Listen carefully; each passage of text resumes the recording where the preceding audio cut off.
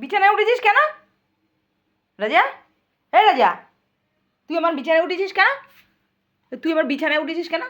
তুই না সারা দুনিয়া ঘুরে বেড়াস? কি রে? এই এই বিছানায় উঠিস কেন? বাবা দেখি কেমন ডেঞ্জারাস, এখনই আমার খেমচি। এই বিছানায় উঠেছিস কেন? কেন বিছানায় উঠেছিস কেন? তুই তো ঘর ছেড়ে দিয়েছিস। তুই ঘর ছেড়ে দিয়েছিস, বিছানায় উঠেছিস কেন আমার?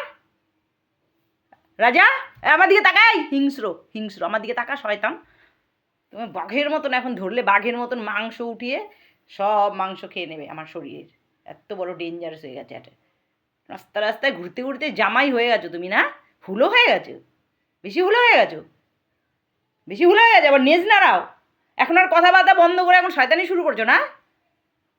কেন আমার বিছানায় এসেছিস? তুই তো বিছানা ত্যাগ করে দিয়েছিস। বিছানায় উঠেছিস কেন? ওই দেখ, বিছানায় উঠেছিস কেন রাজা? সোনা, তুমি এখন কি হয়ে গেছো? এত বড় হুলো, এত বড় হুলো হয়েছো তুমি, বদমাস। একটু তাকা।